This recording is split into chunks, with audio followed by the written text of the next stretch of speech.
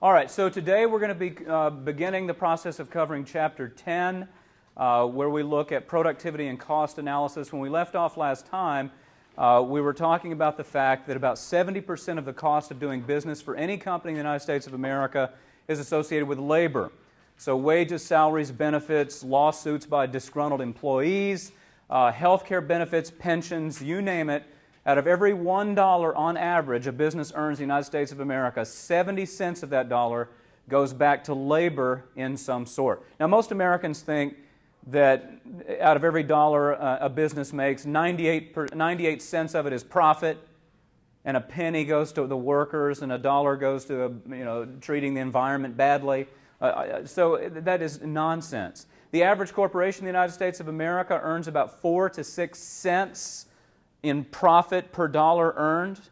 The average small business, if they make 2 cents on the dollar in profit. Some of you that work for small family businesses, or you know of family members who've ever run a business, a dry cleaner, a grocery store, whatever, a small restaurant. If after all of your costs are taken care of, if you earn 2 cents on the dollar in profit, you're having a party. You're thrilled, okay? And you say, wow, how can that be? Well, just look at the evidence. Look at how many companies go out of business every year because they're not even earning zero profit, okay?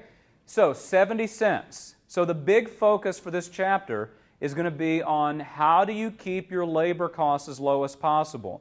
Now, in my live classes here, we established the fact last time that it's not just moving to China or Malaysia and getting the lowest wages you can get, because you may move and still have poor productivity. So today we're going to look at this table, a miniature spreadsheet, if you will. We're going to pick a mythical company. I think in your book, for those of you looking at this right now, this is spring of 2011. If you have the new book for this fall or going forward, same chart, same data. I don't know, I think it's a shoe company in both the older and newer editions of the book, so we should be okay.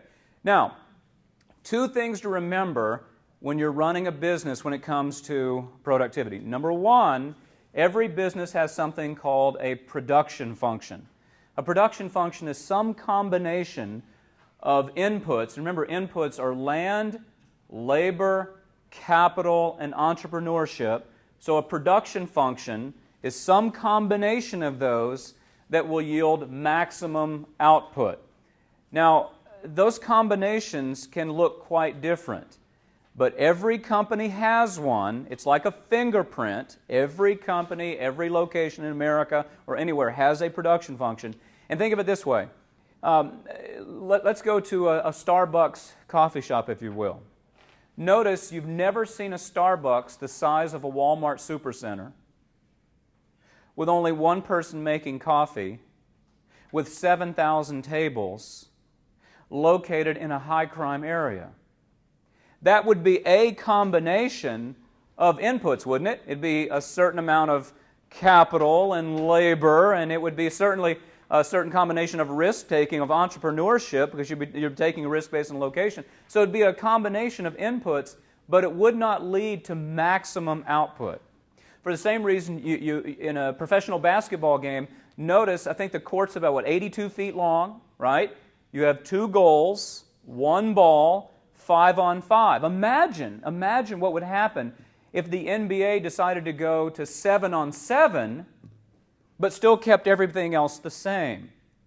Imagine what would happen if they went to 20 on 20 and used 3 balls, but still just had 2 goals. Okay, can you envision what these combinations would look like in terms of the productivity, the output you'd get from a typical NBA basketball game? So the first thing to acknowledge is the fact that every business has some combination. So they need to think about the amount of and the quality of labor, land, capital, and the type of entrepreneurship required in determining the optimum production function. Now, if you get that figured out, if you think, okay, we kind of think we know what an NBA basketball game ought to look like, what a college class ought to look like. Imagine 10 economists lecturing to you at the same time, okay? Or one economist and 7,000 people in the classroom. You get the idea. So once we get an idea of what the production function ought to look like, we run up against a very important law of economics called the law of diminishing marginal returns. Years ago, when my kids were little, my wife, who, as all of you know, every year I've told you she has a garden, years and years ago, I think my boys were 3 and 2 at the time, she was planting a garden. I didn't go work in the garden because there was a baseball game on, but because the kids were 3 and 2, she could make them go, all right? So I heard her, she was planting something, I don't know, and I heard her say to the boys, now, you stand here and water this while I go down to the barn for a moment and get something. And then, in a few minutes later, because I didn't hear anything else, I heard her yelling, no, no, stop, stop, and she ran back to the garden because they had stood there and flooded the entire little plot there that she had planted. So now she's fussing at these little kids. And I go outside and say, what's going on? This is what the husbands and fathers, this is what we always say, what's going on? And she says, look, they flooded the garden. And I said, well, did you tell them about the law of diminishing returns? She knew what I was talking about. She had my class before, so she knows what I'm referring to. She needed to tell the kids, look, now, the first bit of water that you give these plants will help them grow at an increasing rate. For those of you who've had calculus, what this means is first-order derivative of water as it relates to plants will help the plants grow. Second derivative, it will help them grow at an increasing rate. So that first bit of water is very important. But she should have said, now, you'll reach a point where if you keep giving them water, they'll still grow. But now there's going to be this period of time where that water will help them grow, but at a slower rate. So now plant growth, you'll get an increase at a decreasing rate. So far, so good? Then you're going to reach a point where if you give them any more water, it will not help them grow at all. You will reach the max amount of growth that you're going to get from this round of watering. So you can't get anything else. You've reached a global maximum with respect to how much water and how much plant growth you're going to get out of that water. Finally, if you keep watering beyond that point, while I'm down at the barn, you're going to get negative plant growth. You're going to kill the plants because you've watered them too much. And this would have been, I don't know how she would have phrased it for little kids, but maybe she should have said, okay, when you hear me yell, stop from down there, stop watering. She shouldn't have just drifted off like that, okay? Now, the same applies to you running a business. The law of diminishing returns teaches us that as you add more labor, more capital, more of any variable input, more of any input whose value can change. At first, as you add more capital, more labor, more technology, more of anything, you will see your output go up at an increasing rate. Then you'll see a point where as you add more of those variable inputs, your output will increase at a decreasing rate. Then it's going to reach a maximum point. Then if you add any more workers, any more capital, any more space, any more chairs, any more professors, any more basketballs, you're going to see a drop in your total output. Now what we've got today is a very simplistic examination of a shoe factory where we're going to assume a lot of things. We're going to assume he's already got his materials and his capital. He's not adding any more materials, any more capital. His only variable input, this is going to be a spreadsheet looking at this particular guy's factory as he adds more workers. So labor is going to be his only variable input. And he's going to have the option of having nobody or 1, 2, 3, all the way to 12 workers. And we're going to evaluate the 3 productivity characteristics that he might have. We're going to evaluate some of his costs, and then we're going to evaluate productivity as it relates to costs. So far it means nothing.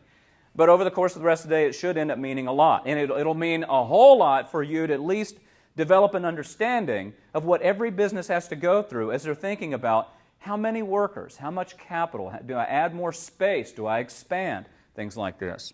Okay? So let's get started.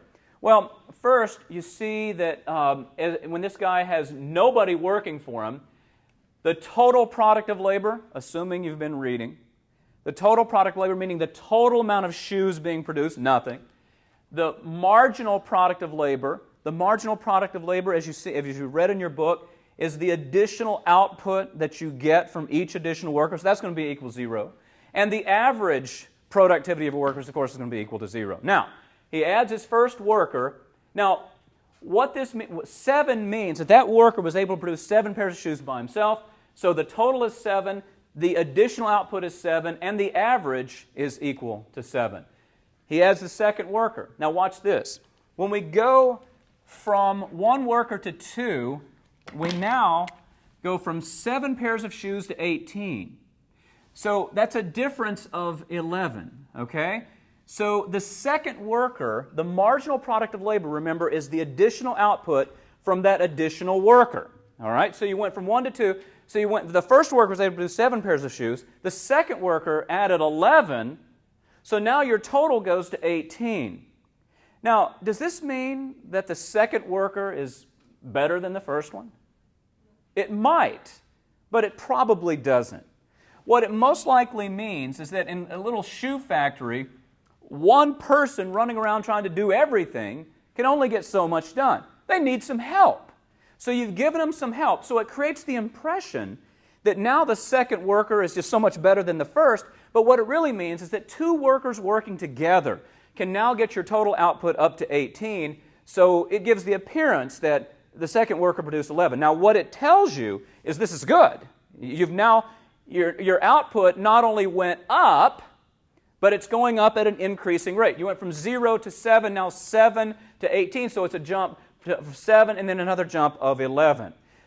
Now, of course, that means 2 workers divided into 18 gives you an average of 9. Now, if your total, marginal, and average productivity increased from doing something, what should you do? Do it again, okay? And that's a pretty good lesson for life. If you're doing something, and in every way you measure the effect of doing it, you're better off than you were before, well, replicate that and see how it goes. It may go well again. So they add the third worker. Now, they go from 18 to 33, so that's a jump of 15 pairs of shoes, and now 3 divided into 33 is an average of 11. So here we are now at an interesting point for this company. When they get to 15, notice that this is the highest level of output that they're going to achieve from any given worker that they add. Okay? Now, remember in your reading and what we talked about earlier on today, the law of diminishing returns means that as you add more of any variable input, eventually, the output you're going to get from those workers is going to decrease. And it begins right here. 3 is where you reach the point of diminishing returns. Now, what this point means is that if you add any more workers, the additional output you get, the fourth worker is only going to add 13, the fifth worker is only going to add 9, the sixth is only going to add 5, and it's going to continue to drop. So 3 is the bare minimum amount of workers the shoe factory should have. It obviously shouldn't have no one. Well, you can't even have a business. It shouldn't stop at 1. It shouldn't stop at 2. It might want to stop at 3. We'll use supply and demand in just a moment to figure out where they should stop. But 3 is the bare minimum because 3 is that point at which the last worker you added gave you the most marginal shoe production of anybody that you had working for you. Okay? How we doing? Now, if we go over here and graphically illustrate what this is saying, here we go. Also in your book, you have these 3 graphs, one on top of another. All right? So we're going to have, this is going to measure the total product of labor with the amount of labor. Here we're going to measure the marginal product and average product of labor given the amount of labor. This is going to measure cost in terms of dollars and the amount of output that you have. Now, you can also put Q here because Q represents the quantity, whether it's the total, marginal, or average quantity that you're getting. Now, I'm going to freehand this first, all right? and then I'll come back and we'll start breaking this down segment by segment. Okay, what happens for this company, if you have 0 workers, they have 0 output, and what's going on here is a function that looks something like this, and we're going to label this TPL. Now, here's where it gets a little bit dicey, okay? If you've ever had calculus, and those of you watching online, I don't know if you have or you haven't, but if you have had calculus, you've heard of something called an inflection point, okay?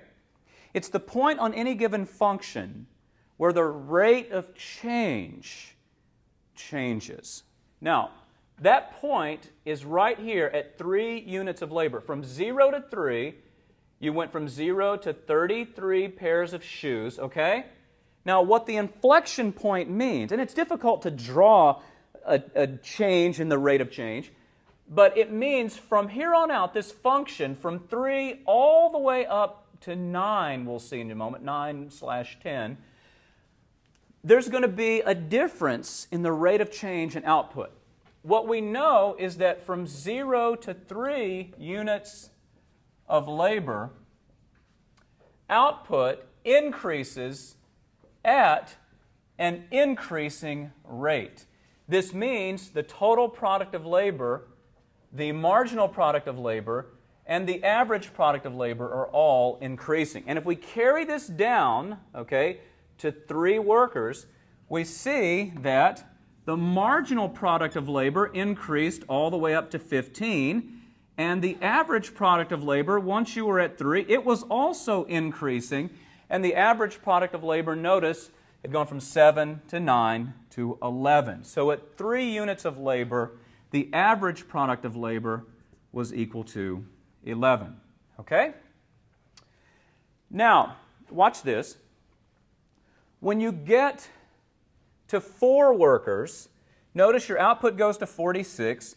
Your marginal product of labor is now dropping, but 4 units of labor is where the average product of labor reaches a maximum point. So, if we continue this on out to 4 and come straight down, 4 is where the average product of labor reached a maximum point, but the marginal is now dropping. Now, technically, the math should line up where these are both 11.5, okay?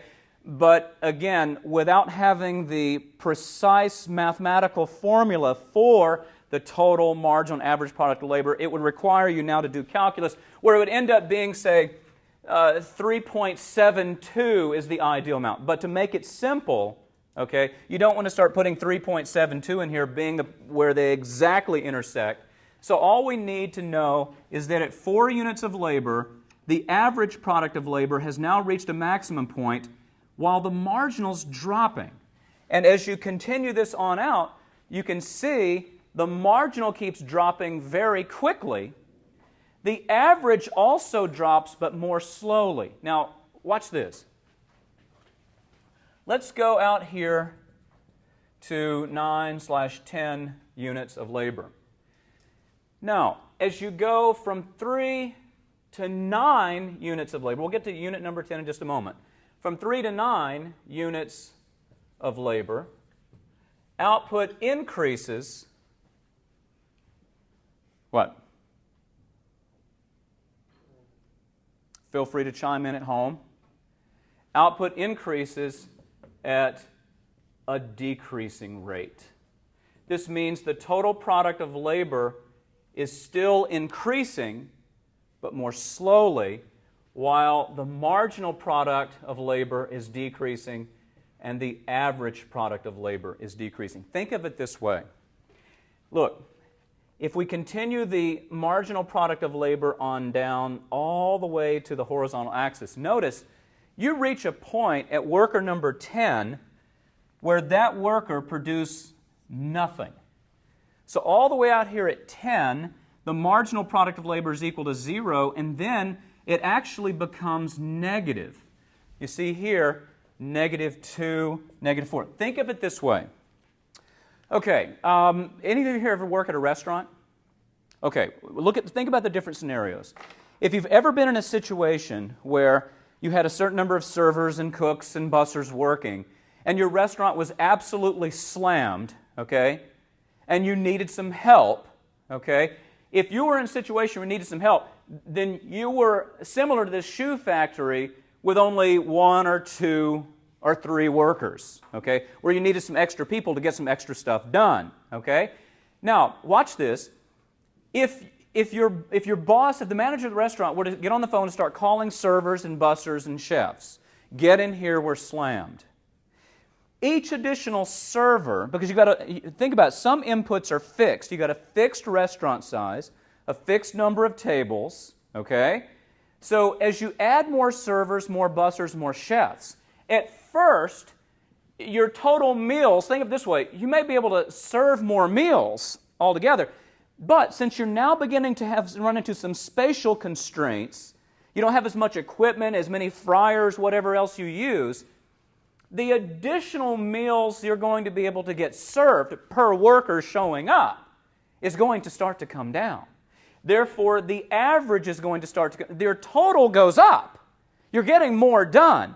But each server that walks in doesn't have as many tables that they can wait on because you're adding more and more servers. So each server is going to have less to do, each busser is going to have less to do, each chef is going to have less to do. Until you get to the point where the next server walking through the door, there's nothing for them to do. How many have ever been in a situation at where you work where that particular day it was clear that 1 or 2 or 3 people didn't even need to be there at all? They weren't getting anything done. They weren't needed. And so, sometimes they get sent home. All right? So you get to the point where if you add that last person, they're not accomplishing anything. And if you add any more beyond that, think of it this way. There's no saying too many cooks spoil the broth. This is what's going on here. You allow this last person to come in. There's nothing for them to do. The next 2 people coming in, all they're going to do is stand around getting in people's way.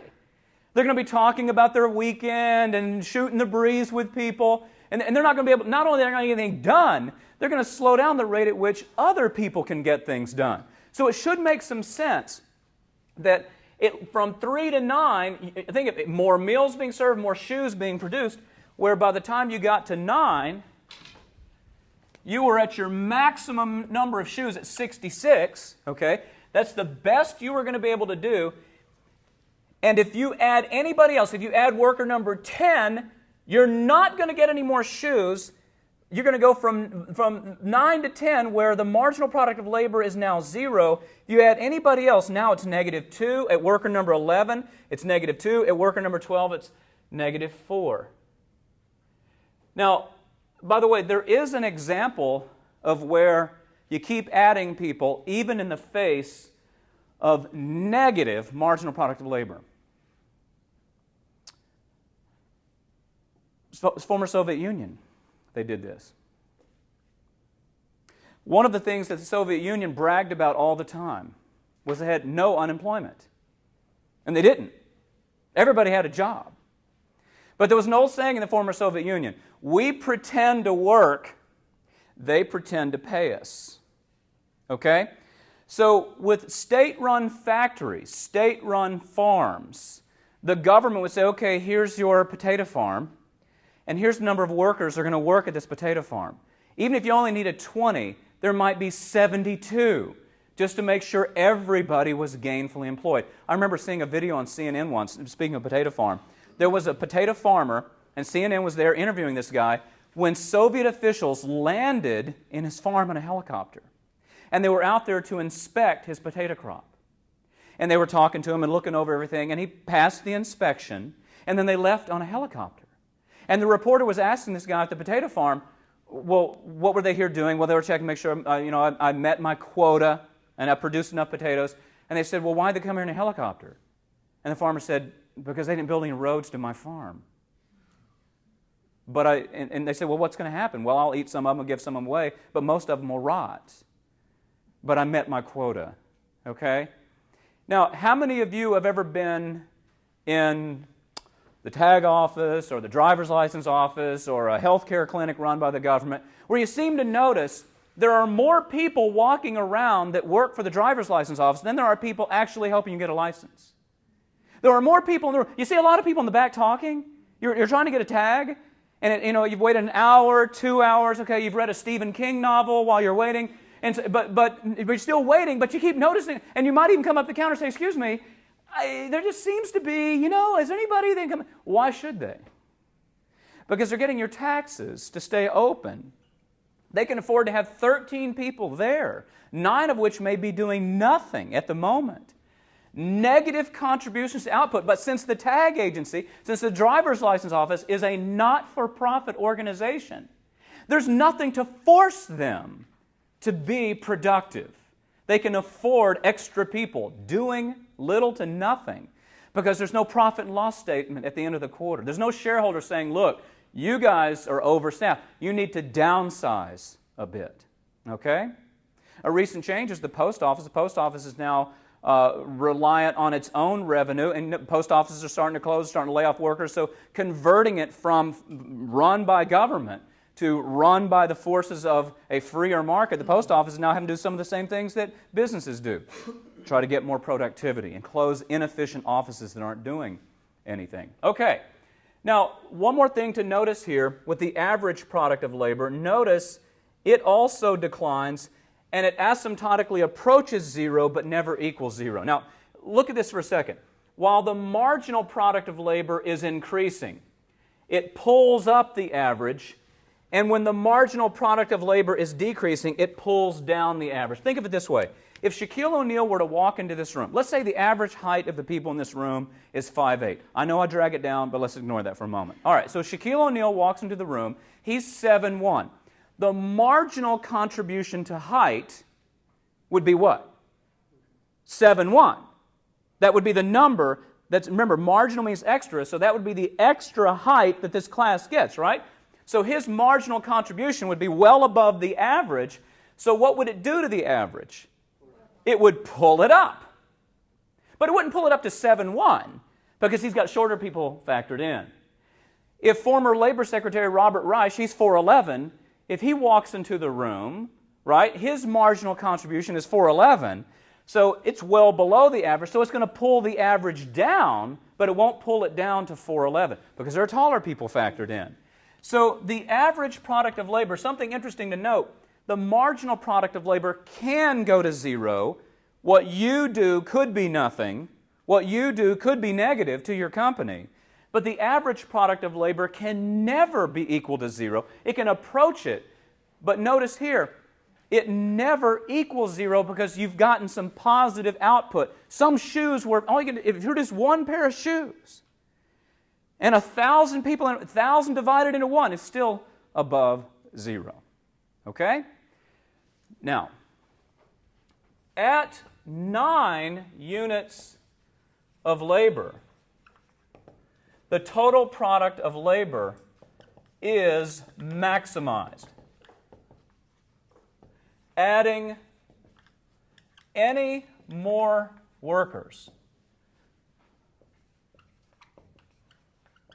will not increase the total product of labor, the marginal product of labor, or the average product of labor. Translation, 3 for this company is the minimum. The maximum number of workers this company should ever think about hiring, given the size of their factory, the amount of capital they have to work with, is what? 9. So 3 is the minimum. 9 is the maximum. So you don't do 0, 1, 2, and you sure don't do 10, 11, 12. So your hiring range, and we'll see exactly how to figure out where to be on that range in a moment, and your firing range is between 3 and 9 for this factory. Okay? Any questions? Yes? I have a question about when we add 8 more workers, the average product of labor is larger than when the work is 9. It's 8.13. Okay. So, what should we focus on? Should we focus on the total or the average? Again, all you want to focus on is the range between the minimum and the maximum. Now, in a moment, I'll show you a scenario where 9 is going to be the ideal amount. And at 9, watch this, At 9, you're focusing on the total productive labor, and you're ignoring very low marginal and relatively low average. But there's another case where you may focus on the average here and choose to hire that many workers. And there's still another scenario where you might want to focus on the marginal and it all is going to come down to the supply and demand for these shoes. That's where we're heading. Okay? Now, let's jump over to the company's costs. The 3 in the middle are going to be easy. Now, remember, fixed costs are costs that in the short run do not change. And what I've done is just assume that they pay $500 a week or a month or whatever in rent, and no matter how many pairs of shoes they produce, they've got to pay their rent. So $500, it stays constant throughout the entire range of production. Their variable costs, simplifying matters, I haven't folded in how much they have to pay for leather and rivets and electricity and marketing and all these other variable costs, the costs that change. Their only variable cost is labor in this case. And they pay $300 a week to make these shoes. So 1 worker costs you $300, 2 workers $600, 3 workers $900, and there you go. Total cost is simply fixed cost plus variable cost. So 500 plus 300 is 800, 500 plus 600 is 1100. So these 3 are easy, okay? What we want to do now is focus on how do we use these cost calculations and these productivity calculations to determine the true cost of doing business and leading us towards an understanding of the relationship between productivity and cost. Because I told you in the last class, and for those of you online, you've read it in your book, that what really matters, if you really care about your costs, is productivity. We're about to prove that. Now, let's start with the average fixed cost. We're going to do that one quickly because it really doesn't have a tremendous amount of bearing on the company's decisions, but it is worth at least pointing out. All right, so we're first graph. This is going to be a separate one. We're not doing anything here yet. Over here, we're going to put the average fixed costs, and we're going to put quantity, the number of shoes that he produces. Now, notice when you hire 1 worker, and that 1 worker produces 7 pairs of shoes, the average fixed costs, remember, average fixed cost is just your fixed cost divided by your output.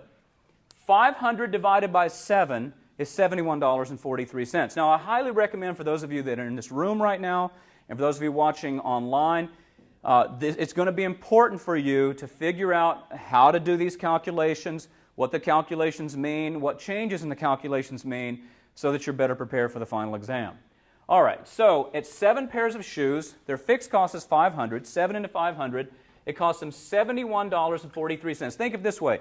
Each pair of shoes was $71.43 in costs, just renting the building. Now, notice this. When you added the second worker and you went to 18 pairs of shoes, 18 divided into fixed costs of $500, 18 into 500, that leads to a dramatic drop in your average fixed cost to $27.78. So here we go. Now you're at $27.78, and you'll notice, and we call this point A, B, this continues to fall for a long time until you get down here. Average fixed costs fell all the way to, let's see, $7.57. They eventually will turn up. We'll talk about how that can happen in just a moment. All right? So average fixed costs. But we're not going to deal with these here because we're assuming this business is not going to be operating beyond the point of 9 workers. All right. Here we go. So by the time they get to 66 pairs of shoes, their average fixed cost is down to $7.57. Okay, we'll call this point C. This range through here is what economists call economies of scale. Right through here, from A to C, is called economies of scale. It's sometimes called efficiencies associated with large size. And the person who's generally given credit for developing this idea of economies of scale is Henry Ford. Henry Ford, when he first started producing the Model T automobile, some of you may recall from my previous healthcare lecture that he would have a worker working on a particular part of a car and going back and get other tools and building the next part of the car and the next part of the car. And it took so long, Q was relatively low at his factory starting out. So with a relatively low output of cars divided into a high level of cost for the plant that he built to make those cars, his average fixed costs at first were very high. And so he had to charge, I think it was $850 was his price for the Model T, where only rich people could afford to have them. Well, businesses want middle class and poor people to buy their products too. Not because they care about the middle class and poor people, because they care about money. And so he had to do something. So when he developed the assembly line, where a worker was trained to do one particular part of the car, that particular part of the car would come to the worker, and his job may have been the steering column and nothing else. So the cars could keep moving. Q was able to increase dramatically. He was able to vastly increase the amount of cars that he was able to produce, and that rising Q still divided. I mean, once he bought his plant, that's it, that's the cost. But if you can get Q to go up dramatically, divided into a fixed cost, his average fixed cost fell dramatically over time. And with those lower average fixed costs, he was able to lower his prices. I think it came by half, fell to around $400. Next thing you know, the middle class are buying his cars, and Henry Ford became one of the richest people in the world. So economies of scale are one of the tickets to being very successful in business. And you see this all over the place. When you read Chapter 8 on farming and farm subsidies, you saw that most of the farmers who are getting the subsidy money are huge farms that have tremendous economies of scale. And you recall that small farms routinely go out of business, even with the government help. They go out of business because if you combine Archer Daniels Midland, a huge grower of corn with very low costs, when you compare, think of Archer Daniels Midland being at point C and Ma and Pa farm being at point A and a mid-sized farm being at point B. The large corporate farm has vast economies of scale. They can buy equipment in bulk prices, fertilizer in bulk prices. They're going to get a better deal on anything. Land in bulk prices. So they're going to be able to achieve economies of scale, much lower costs. So they already have a built-in advantage over the medium and small-sized farms. And when you throw in massive welfare transfers from taxpayers to corporate farms, so you throw in the extra revenue, and on top of that, they've got lower costs. That's the reason why most of your food comes from large corporations, not the little bitty farms on 20 acres where they're just trying to get by. Most of them are going away by the year. You should go up to Jacksonville, Florida sometime and tour the Anheuser-Busch Brewery. You'll be hard-pressed to see any human beings in the entire factory. They produce a tremendous quantity of beer from this brewery. It's almost all automated. Virtually every phase is automated. And by having automation, by using sophisticated technology, they're able to dramatically increase Q, drive down price. Anheuser-Busch spends most of its money not on labor, but on advertising, because economies of scale have helped them save on labor costs. Now, once you get out here, this is known as diseconomies of scale. This is where businesses can get too big. Too many layers of management, too much bureaucracy, poor chain of communication from department to department.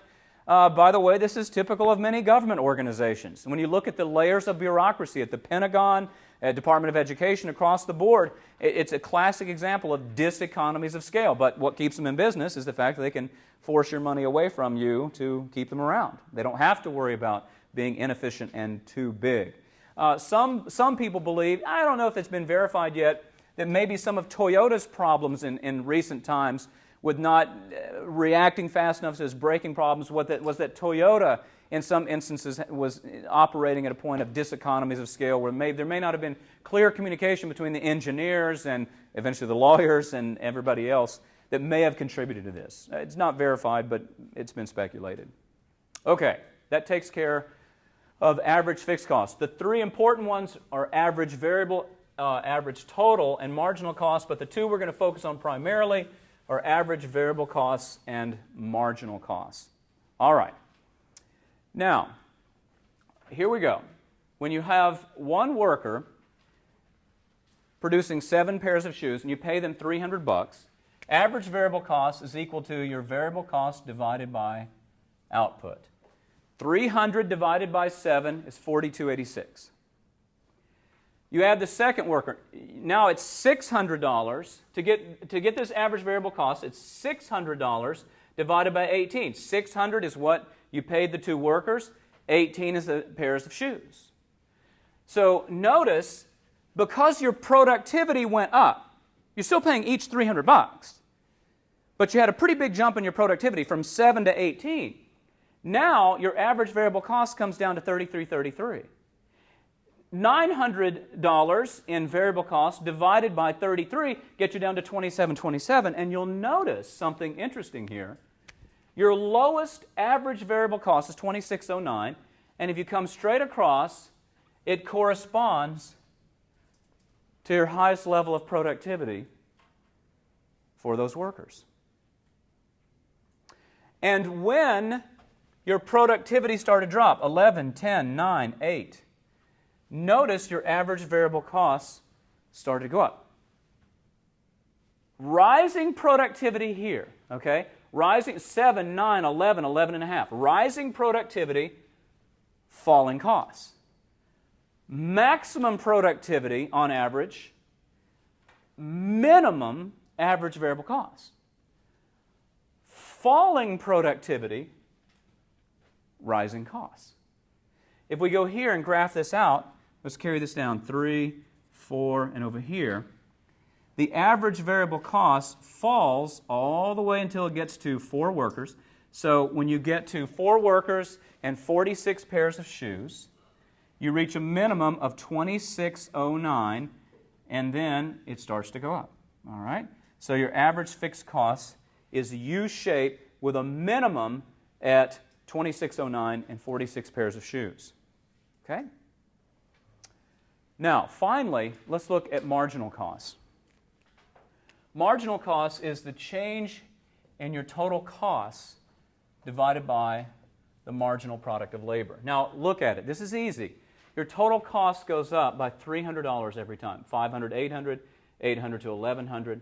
All right, so your change in total cost is $300 every time. So $300 divided by 7 pairs of shoes, $42.86. $300 divided by 15. The second worker added 15, 27.20. I'm sorry. The second worker added 11. So that means 27.27. Third worker, extra $300. They produced 15 pairs of shoes, $20. $20 is the lowest marginal cost you incur. That's the cheapest worker. You paid them an extra $300. They got the most done out of anybody. Look at this. Run this all the way over here. The lowest marginal cost lines up with the highest marginal productivity. So the marginal cost falls all the way down here where you get to 33 pairs of shoes and $20, and then it begins to rise quickly. So this is average variable cost, and this is marginal cost. Now, here's the punchline. Before we start figuring out in the real world how many workers you hire, how do you downsize, and all these things. Look at this, guys. When your marginal and average productivity are going up, your average and marginal costs are coming down. At your highest marginal, at this worker who produced the most of anybody, that's your lowest cost of anybody. When your workers are as productive as they can be on average, that's your lowest average variable cost. And when your workers' productivity on average and on the margin decline, your costs on the margin and on the average go up. Look at my hand. Top hand productivity, bottom hand costs. Flip them over, they're a mirror image relationship. This goes back to what we were saying in class last time. What you pay your workers is inconsequential to what your costs are, because your costs all come from the productivity of those workers. Valencia could save a fortune by by firing me and hiring some guy out of a dumpster today to come in and do this class. But the productivity in terms of the amount of economics being learned would be horrible. It'd be cheap, but you wouldn't learn anything. So your productivity would be virtually nothing, if nothing. So paying him $15,000 a year and getting nothing done, that'd be very expensive, a lot more expensive than paying me what they pay me to get more than nothing done. This is why when I was a sports agent in the 90s and I'd hear people say, oh, those professional athletes, they're so lucky. I'd do their job for, some guy making $20 million a year, I'd do his job for $1 million. And I'd always look at him and say, well, then go do it. I was at a Chicago Cubs baseball game once, and some guy was just going on and on and on about these rich, overpaid athletes.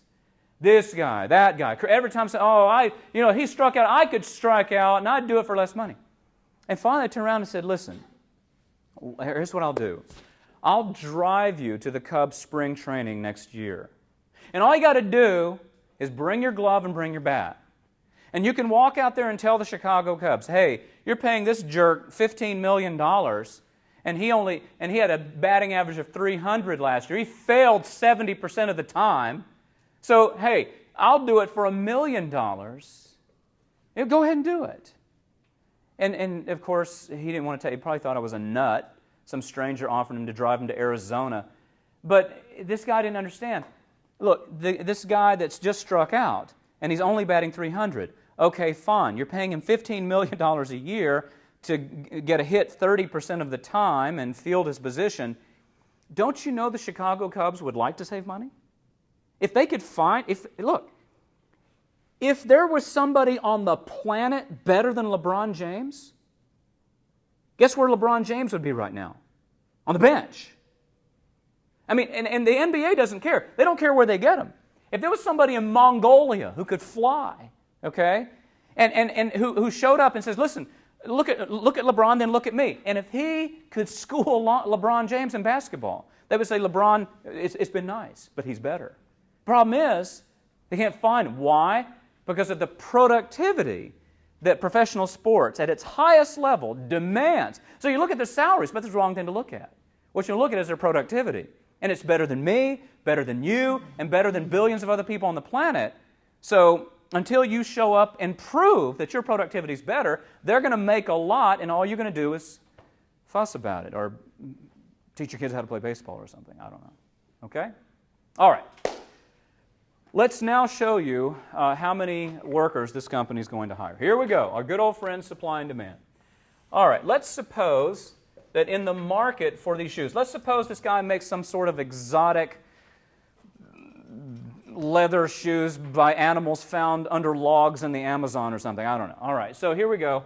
Here we have supply and demand, and let's suppose this guy is able to get $301 a pair for his shoes. This is the going price. He's actually able to get this price for his shoes. Okay? Now, let me backtrack a little bit and ask you this question. Notice this. When he considered the option of 9 workers, the 9th worker could only produce 1 pair of shoes. And the marginal cost, look at this, the marginal cost of the 9th worker, it costs you $300 to have this guy work for you. And he only produces 1 pair of shoes. Would you hire this guy if you ran this factory? Okay, for those of you watching online, many of my live students aren't paying attention to the lecture today. Because about, you check the tape 17 3/4 minutes ago, I said that the maximum you would ever hire is 9. So I just now asked if you'd hire 9, instead of students saying, and again, they're not video, they can only see the back of your head, so nobody, you're not going to get YouTubed on this deal. But it is a point to make that if you make it sound dramatic, only 1 pair of shoes, you pay him $300, on the surface it sounds like, well, I would never hire this guy. But if I can sell those shoes for $301, that 9th guy has a job. Think of it this way. Anybody in this room, if I were to offer you, if I say, okay, I'll give you $301 if you'll give me $300. Would you take that deal? Of course, because you end up to the good by how much? $1. $1 in profit, okay? Now watch this. Look, guys, he's selling his shoes for $301. Look at the eighth worker. The eighth worker produced 2 pairs of shoes, 2 divided into 300. The eighth worker cost you $150. But what are you selling those 2 pairs of shoes for? $301. So on the eighth worker, what? You cleaned up. You cleaned up on worker number 7, 6, 5. So on all the previous workers, you're making profit. But the idea is to maximize profit. It's just that the ninth worker, see, you see this and go, well, this no way, 1 pair of shoes, $300. But again, if you stop at 8, you're selling those 2 pair of shoes from the eighth worker for $301. It cost you $150, so you do real well. But then when you look at it and go, okay, if I hire one more person, I've got to pay them $300, but I'm going to get $301 for what they do. That's still that last dollar of profit you've captured. Go hire them. Now notice, this takes place where the company, to answer your question, if there's a huge demand for shoes right now, and the economy is doing great, and people are throwing around $301 for your Guatemalan lizard skin shoes or whatever it is you're producing, then all you care about, watch this, in a booming economy with high demand, all you care about is maximizing production. You want to get the most you can get. And think about what the housing market was doing during the boom. Produce as many houses as you can. Right? So in a booming economy with strong demand, watch this, you want to maximize the total product of labor. Now look at this, when you carry it on down, look, your marginal and average productivity isn't very good, is it? When you get to maximum production, the last few workers you're hiring, they're not getting that much done. And look at your costs. You've got high costs, don't you? But you don't care because the price you can get is enough to cover those costs. Well, the economy is not booming as of right now, this moment, is it? No, and the demand for luxurious shoes has dropped. Okay, let's say demand drops to so much that now he's selling them for $99. Okay, he was here at 66 pairs of shoes. He has to lower his prices. Demand comes down. He has to lower his prices. Remember in chapter 7 what the next step is? Once you lower your prices, what do you do to quantity supplied? You produce less. People aren't buying as many of your shoes as they were before, so you're going to produce less. And now we can see why. Look, if you keep, I guess this should be the heading, the economics of downsizing. If you keep worker number 9, you pay them $300, and you can sell their output for $99. You're losing money. Worker number 9, gone. Gone. Now, this is an important moment for us to get past the emotion associated with downsizing. Because a lot of downsizing took place in 08, 09, and we still, as of 2011, spring of 11, we haven't fully recovered from that. I don't know how long I'll be using this videotape. Maybe it'll be different by the time I stop using it.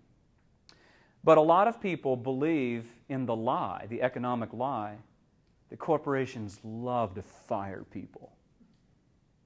What a bunch of nonsense. I would say crap, but I don't know if Valencia allowed me to say crap. Now, listen to this. Watch, I mean, this is one of the most idiotic arguments. They just love to fire people. Really? Is that right? When you're firing people, it's because people aren't buying your stuff. Is this what businesses want? Over time, a declining demand and lower prices for their product? Is this what businesses want? No, that's not it. They want demand to go up to where they can charge $329 and maybe add a 10th worker, whatever. They want demand to continue to grow. They don't want a declining demand. It's not that they're not being mean to the 9th worker, but look, if I say, listen, I'll give you $99 if you'll give me $300. Would you take that deal? Does it mean you're being mean? No, it means you're being rational. You can't afford to make a silly agreement like that. So the ninth worker's gone, not because corporations are evil. The ninth worker's gone because to keep them would be too expensive. Worker number 8, gone. They cost you $150. They're gone. Worker number 9, pleading on the way out the door, but it's just, still $1 in losses, Chuck. So 9, 8, 7, gone. Worker number 6, breathing a sigh of relief temporarily. So here we go. Demand comes down, price comes down. So now you cut output from this little factory to 60. Now look at what downsizing looks like. You were here. Now you cut back to 6 workers. Your production falls to 60, but here's what's supposed to happen. Look, if we come on down here, look, now your productivity, your production, the total amount is coming down. But because you've backed up on this production function, look at where your productivity is. Is it going up or down? Your productivity is going up and carry it on down. Look what's happening to your costs. You were here, now your costs are coming down. 2 things before we close today. First, as much as this may make sense when you look at it, not look at it, but think about it. The edition of the book that my students are using as of right now indicates that many economists have found that businesses who downsize actually end up finding out that even though their intentions were to get costs down, in many cases their costs start going up. Because sometimes they cut too many people. This would be the equivalent of cutting back to 2 or 1. Sometimes it's called corporate anorexia, cutting so many workers that the workers are left scrambling around trying to get everything done and they can't. Sometimes when businesses start to lay off workers, the workers who are left over get very nervous and scared, and that affects negatively their productivity.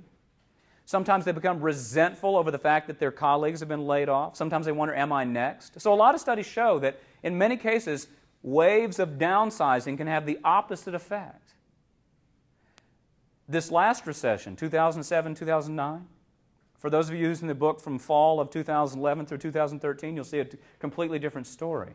This most recent recession, productivity has shot through the roof. This is very different. Now, a lot of economists now are doing what we do. We're speculating, well, why? Why?